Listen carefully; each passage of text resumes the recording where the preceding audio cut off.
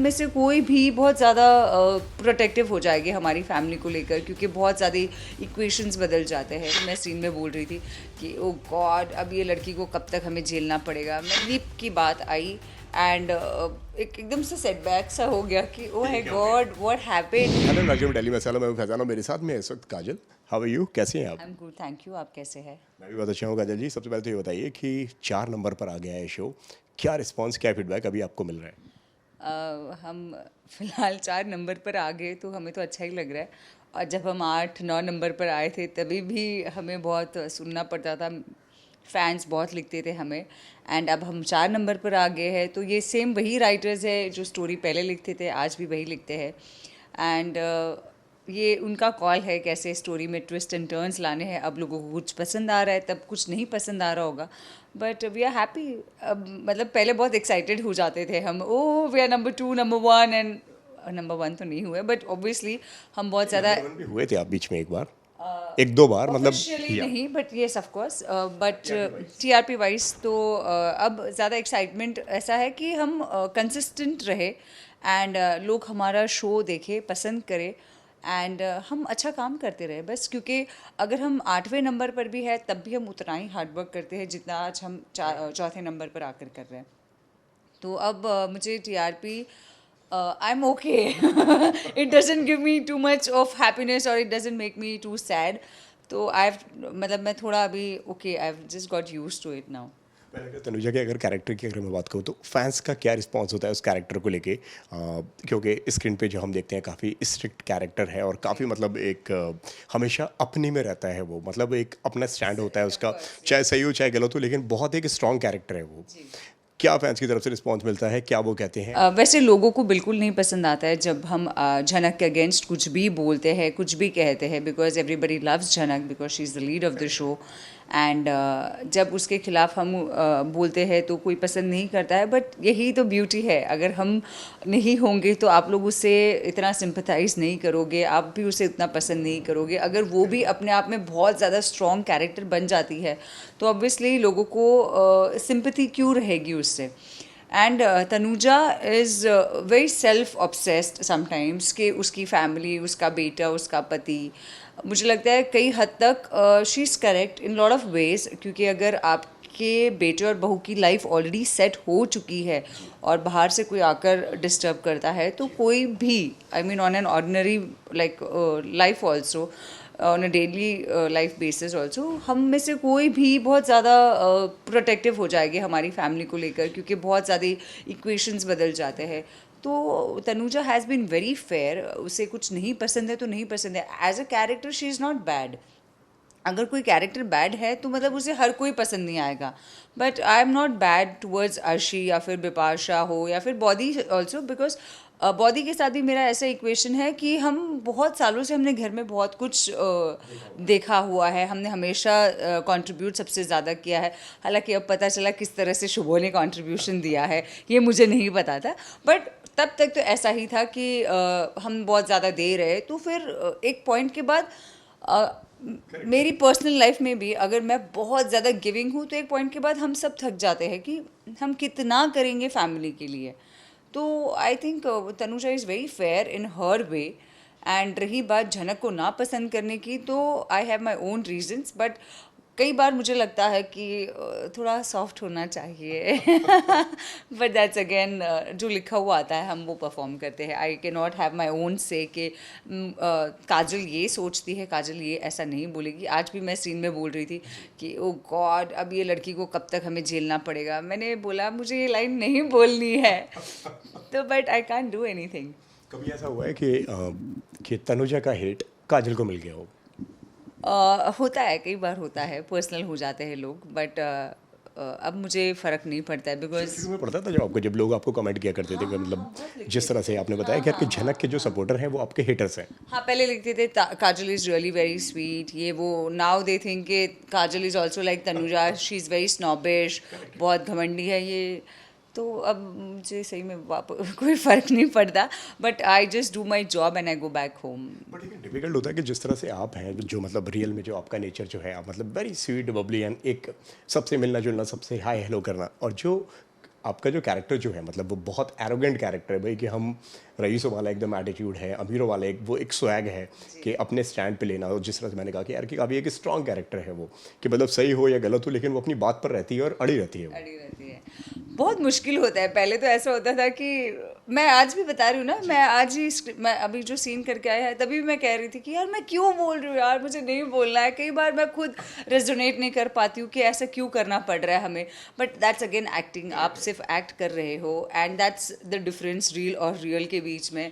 अगर ऐसा कोई कैरेक्टर मुझे मिलेगा जैसे लाइक प्रॉपर मैं खुद मेरी रियल लाइफ में हूँ काजल, शायद वो लोगों को पसंद ना आए। It could be that also ना, it could be like too much to handle, oh my God ये क्या है। तो I think I am just doing my job.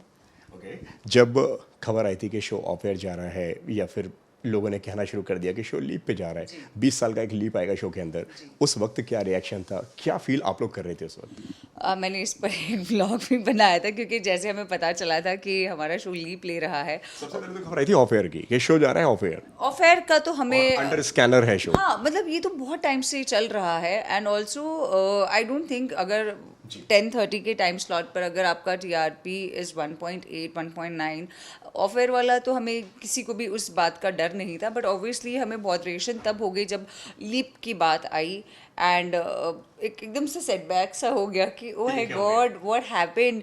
And day one से हम इस जर्नी पर है और हम सब इतने ज़्यादा क्लोज हो चुके हैं, हमारी सबकी दोस्तियाँ इतनी अच्छी हो गई है। तो मुझे कहीं ना कहीं ऐसा लगता था कि ये सारे फेसेस दोबारा नहीं देखने मिलेंगे, बहुत सारा वैक्यूम सा फील होने लगा था। बट थैंकफुली वो बस शॉर्ट लिव था, 2-3 दिनों में हमें पता चल गया कि लीप नहीं हो रहा है।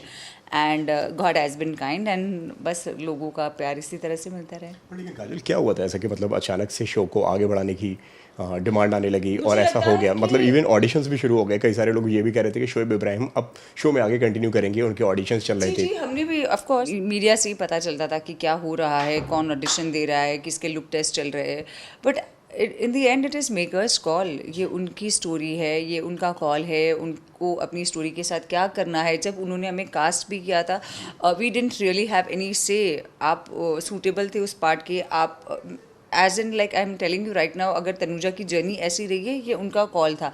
मैं चाह कर भी उससे नहीं बदल सकती थी। तो अगर हम चाहते या हम even if you would tell them please don't take leave, it is absolutely their call and it is channel's call which nobody can beat कि हम कुछ नहीं बोल सकते उसको। बट लेकिन आपको ऐसा लगता है कि कहीं ना कहीं आज के वक्त में मेकर्स के लिए बहुत ज़्यादा इजी हो गया है किसी को रातों रात रिप्लेस कर देना, या शो को लीप ला देना, या स्टोरी कहानी में चेंज कर देना, या किसी भी कैरेक्टर को कहीं से भी शुरू करना या ख़त्म कर देना? ये तो हमेशा से ही रहा है ना, मतलब ये आज की बात तो नहीं है। मतलब हम बचपन से जब से टेलीविज़न देखते आ रहे हैं, किसी एक्टर को रातों रात बदल दिया, फेस सर्जरी कर दी। पहले तो प्लास्टिक सर्जरी करके फेस चेंज कर देते, अब तो हाँ हाँ एक्सीडेंट हो जाते थे। अब तो मास्टर कोई करके चला जाता है, क्लोज में कोई और दिख जाता है। तो that has been there and an actor's journey is very unpredictable. मुझे वाकई में नहीं पता होता है कि हमारी ये जर्नी कब तक चलने वाली है, how far will be going with this journey. तो ये एक रिस्क फैक्टर के साथ तो हम चलते ही है। So that is nothing new, मतलब एंड वी गॉट हैबिचुएटेड। अब हमें इस चीज़ की ना एकदम से आदत पड़ चुकी है।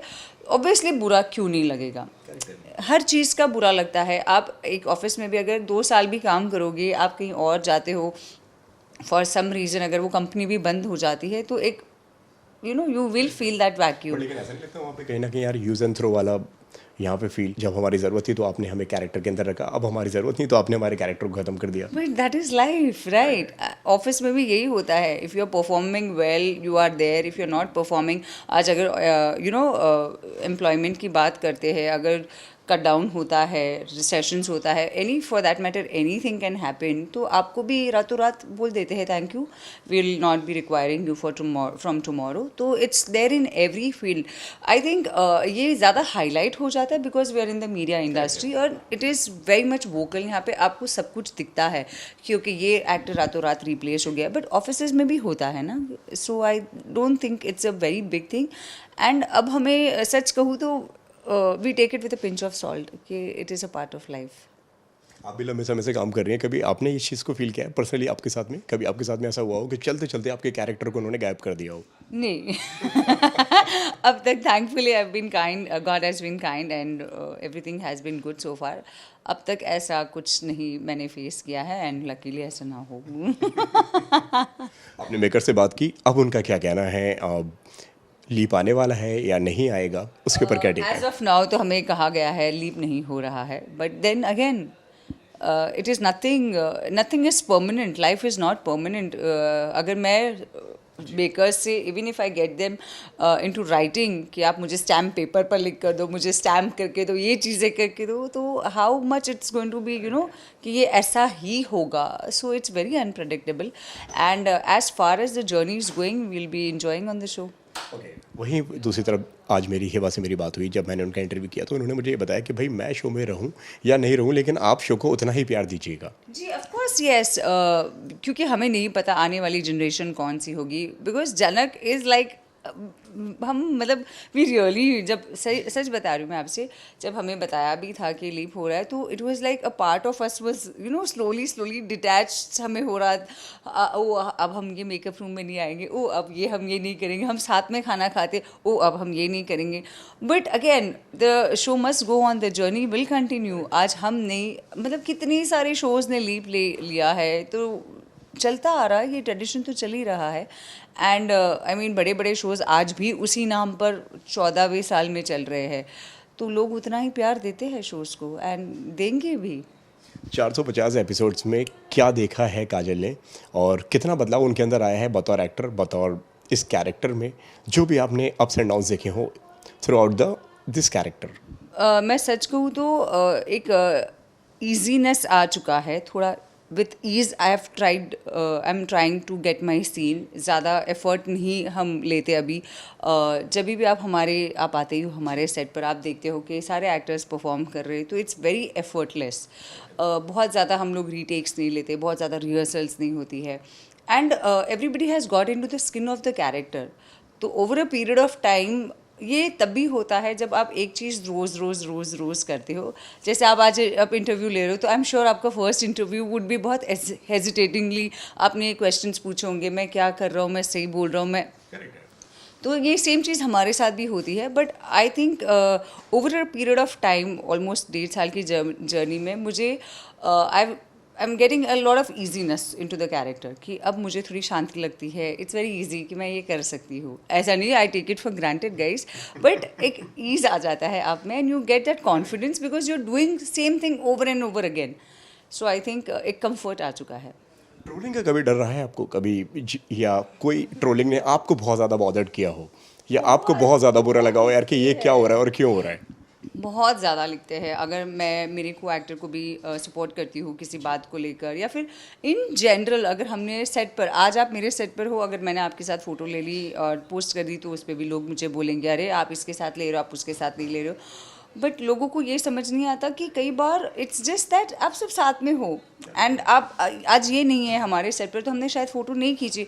And every time it is not always possible also कि आज आप हो तो मुझे लेनी ही है photo. Everybody is in to their mood, in to their zone. And कई बार बहुत ज़्यादा हैवी सीन्स होते हैं हमारे. हम हर कोई अपने सीन को लेकर इतना पर्टिकुलर होता है, तो इस बात को लेकर बहुत लिखते हैं. कई बार कैरेक्टर को लेकर बोल देते हैं ये क्या है. हमें भी लगता है, obviously I also sometimes feel कि तनुज, मैंने जैसे आपसे कहा कि I should not be doing this, I should not be saying this, but at the end we are all actors. हम क्वेश्चंस भी पूछते हैं कि हम ऐसे क्यों बोल रहे हैं, हम ऐसे क्यों कर रहे हैं. But it is not your call, it is the makers call and it is written. अगर I mean even if I am a producer of a show, if I am a writer of the show, अगर मेरी कहानी ऐसी है तो मैं किरदार ऐसे ही लूँगी, जो मैं चाहती हूँ वो इस तरह से परफॉर्म करेंगे. You can not have your से ना. अगर मेरी स्टोरी है तो आप लोगों को उसी तरह से परफॉर्म करना होगा. तो people have to understand that.